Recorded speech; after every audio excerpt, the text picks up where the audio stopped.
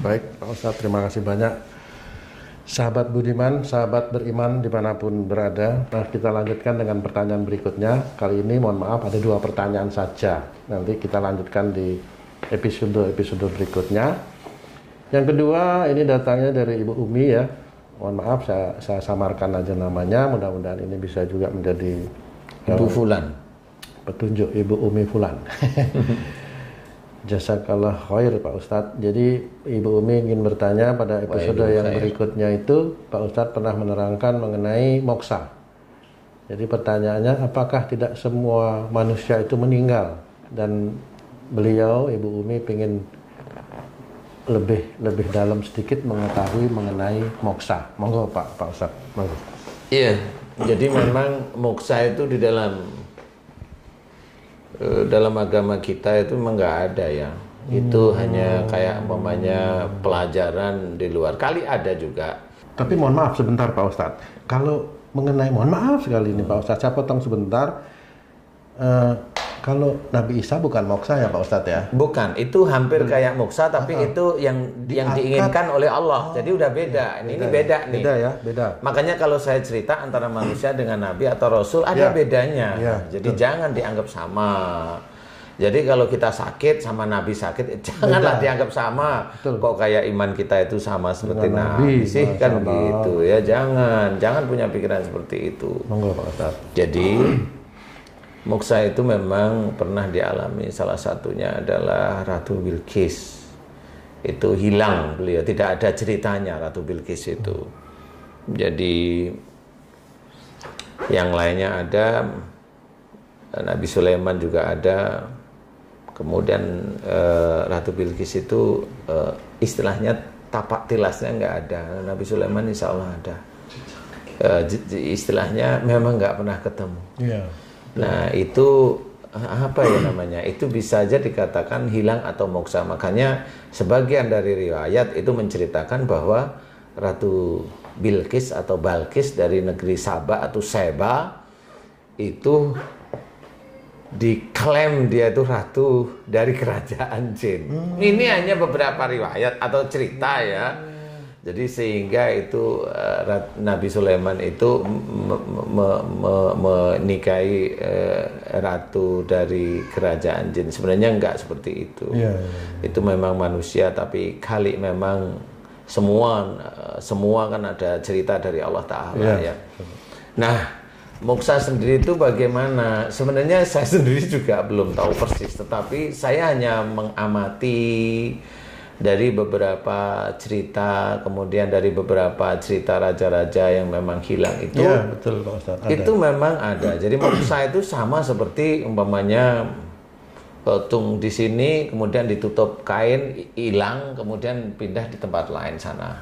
Kayak jadi sulap proses, Pak Ustadz. Kenapa? Kayak sulap. Kayak sulap memang. Kayak tapi sulap yang aja. nyulap ini jagonya sulap kira-kira gitu. Kali ya. Cuma gitu. Kan kalau sulap itu kan ada proses pindahnya itu waktunya pendek, sangat pendek istilahnya. Jadi waktunya itu hanya sekedipan mata. Ya, ini betul, kalau sulap. betul. Kalau moksa itu dia, kalau saya berpikir itu seperti terkunci istilahnya. Jadi ilmunya itu pada waktu menghilang itu terkunci istilahnya.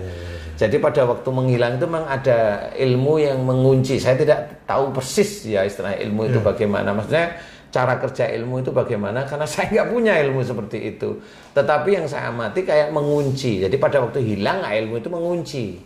Maksudnya ilmu ini jin gitu Pak Ustadz? Ya bisa aja dikatakan jin juga. Gimana lagi? Namanya ilmu-ilmu begitu rata-rata jin.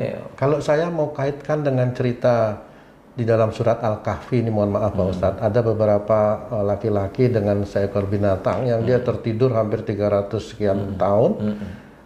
Apakah itu kalau mau disamakan dengan fenomena moksa ini apa mirip-mirip seperti itu? Oh beda Pak Ustadz ya? Itu beda, karena kalau itu cerita itu ditidurkan kan, oleh Allah Ta'ala. Betul.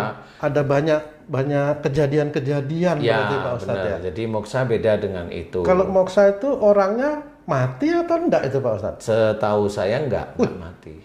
Orangnya itu nggak mati Pak Ustaz? Insya Allah nggak mati. Dia masuk ke dunia jin. Jadi kalau masuk ke dunia jin, nanti tahapan dia matinya nanti pada saat kiamat kubro. Apakah mereka itu orang Muslim Pak Ustaz? Nggak harus Muslim ya itu ya. Jadi kalau Muslim, kalau memang Muslim yang benar ya nggak ada moksa kayaknya ya. Jadi, karena kalau dalam Islam, dalam Quran kan disebutkan itu Pak, kullu nafsin dha'iqatul maut, bahwa setiap yang bernyawa pasti akan mengalami mati. Ya. Nah, moksa ini kan tidak mati menurut Pak Ustadz tadi. Enggak mati. Sampai berapa lama bisa? Nah itu gimana tahunya Pak Ustadz itu kalau tidak mati? Jadi moksa itu kayak struktur tubuh manusia itu dihentikan. Dihentikan. Ruhnya Pak Ustadz gimana? Nah, dia masih punya ruh aja. Ini kekuasaan Allah. Kalau itu sudah menyentuh ke kekuasaan Allah ya. Ilmu kekuasaan Allah. Jadi saya tidak tahu persis ya. Yang saya tahu dia akan berhenti pada waktu umpamanya Tung itu mau moksa sekarang ya sampai besok umpamanya tahun 1000 tahun lagi ya begini aja wajahnya. Berarti moksa itu yang diinginkan oleh yang mau moksa atau memang ada? Diinginkan oleh yang mau moksa itu. Jadi kayak umpamanya Kerajaan Brawijaya, dia nggak mau dikalahkan, dia nggak mau dikalahkan, intinya saya ingin menghilang, saya ingin di surga tanpa saya itu begini, gitu kali ya, saya belum paham betul, tapi itu kan keinginan, sehingga pada waktu itulah dia membaca mantra, di mana mantra itu sebenarnya mantra penghilang aja. Nah karena dia ingin di surga, dia tidak ingin terbebani dengan dunia kali, yang tidak terbebani di dunia itu kan biasanya itu di alam jin yang nggak ada makan, nggak perlu makan, nggak perlu ini, nggak perlu ini gitu. Nah, ini hanya penelitian saya aja, ini subjektif. Jadi silahkan kalau memang yang lain mau memberikan referensi, silahkan aja. Ini hanya pengetahuan ini aja. Ini pengetahuan yang saya ketahui. Ya, ini subjektif saya. Nah, kali akhirnya mengunci ilmu mantra yang dia ucapkan, dia hilang, kemudian mengunci karena dia ingin tidak terbebani dengan sifat manusia. Sifat manusia itu ya ada matinya, ada ininya. Jadi seperti mengunci istilahnya. Bagaimana itu bisa mengunci? Ya, itu hanya Allah Ta'ala yang punya ilmu-ilmu begitu kan Allah ya. Masa ada jin punya ilmu begitu bukan atas izin Allah? Jangan disalahkan jinnya. Kan begitu ya. Jadi saya hanya melihat dari kekuasaan Allah aja, itu kekuasaan Allah aja. Nah, sehingga orang yang begitu terkunci, sehingga dia hanya bisa hilang. Nah, hilang dia di mana? Nah, hilang dia itu ya bisa antara jin dengan manusia. Di alam itu? Di alam itu aja dua. Seperti itu. Jadi moksa seperti itu yang saya ketahui. Jadi di alam jin dan manusia. Seperti itu. Jadi kalau jin dia nggak ingin makan, kalau siluman makannya apa ya, darah bisa, tulang bisa, daging bisa. Itu kalau siluman tuh kayak yang binatang wujudnya, jadi tubuhnya manusia, kepalanya binatang, itu siluman. Atau memang binatang sekalian, itu siluman, ular, harimau dan sebagainya. Kemudian kalau ada harimau dia bisa berwujud jadi kakek-kakek seperti itu. Ya itu jin begitu-begitu itulah sifatnya jin. Berarti itu satu ketika nanti seseorang atau siapa yang moksa itu kemungkinan bisa akan jedunggu gitu lagi tuh Pak. Apa namanya itu? Bisa kira tiba-tiba wujud gitu. Kira-kira bisa begitu Pak Ustaz? Kalau kira-kira bisa begitu, sebenarnya itu yang harus diketahui itu begini. Kalau seseorang yang moksa itu bisa muncul, berarti harus ada seseorang yang bisa mengalahkan ilmu moksanya. Jadi harus seperti itu. Jadi istilahnya dipecahkan, penutupnya itu dipecahkan. Gitu. Jadi itu dipecahkan, intinya kayak mamanya sihir. Saya sering nangani sihir. Sihir itu kan ada benda sihirnya, alat sihirnya, kemudian ada mantra yang dimasukkan, kemudian ada CCTV dari dukun. Itu kan harus diketahui dan harus dimohonkan kepada Allah Ta'ala. Kenapa dukun itu punya CCTV atau dukun itu punya punya cara untuk melihat oh orang ini ada di sini, orang ini ada di sini, ya dia punya ilmu itu. Nah, itu harus dihancurkan. Nah, siapa yang bisa menghancurkan? Ya orang yang memang diizinkan oleh Allah Ta'ala untuk menghancurkan. Mau menghancurkan ilmunya dukun, mau menyelamatkan dukunnya, mau menghancurkan alat-alatnya, itu hanya Allah Ta'ala kalau sudah seperti itu. Nah, kalau memang moksa itu mau wujud seperti manusia biasa, ya bisa kali, tapi dia harus ketemu dengan seseorang yang orang tersebut itu memang insya Allah atas izin Allah mampu dia. Masya Allah. Atas izin Allah mampu. Ya, sudah titik itu. Ya gimana caranya mampu? Ya dicari aja di dunia ini kira-kira siapa yang tahu tentang moksa, bagaimana mengunci ilmu moksa itu, mengunci dari ilmu hilang. Lah kalau ada orang yang kan sama, umpamanya kita dari sini mau ke Monas itu kan sudah diurut, mau jalan lewat mana, lewat ini, jam sekian, ada ganjil genap, mau yang mana, kan harus begitu. Lah kalau dia tidak tahu asal jalan, tangkap polisi, kan nggak sampai ke Monas. Iya. Kan begitu cara mikirnya, kan gitu. Runutnya seperti itu. Iya, kalau ada sihir, itu ada alat sihirnya, ada mantra sihirnya, di dalam juga ada mantra sihirnya, ada benda sihirnya. Lah itu kalau nggak dihancurkan, lah sampai kapan ya nggak akan bisa sembuh orang seperti itu. Wong dia cara kerjanya aja nggak ngerti, kerja sihir itu nggak ngerti. Sama seperti umpamanya kita itu ada mobil, ada kunci mobilnya, ada persnelengnya, ada koplengnya, ada remnya. Lah kalau nggak pernah tahu cara ngidupin mobil, mana bisa hidup itu mobil? Kan pakai otaknya begitu. Sama seperti itu, pakai baju, ada kancingnya, dibuka kancingnya dulu, dipakai. Ya ada juga yang brosot lewat belakang, ya silakan. Belum lagi yang luar mana, yang dalam mana. Kan begitu. Jadi intinya adalah moksa itu terkunci oleh sesuatu. Jadi ilmu menghilang, terkunci ilmu lain yang memang dia senantiasa ada di dunianya para jin.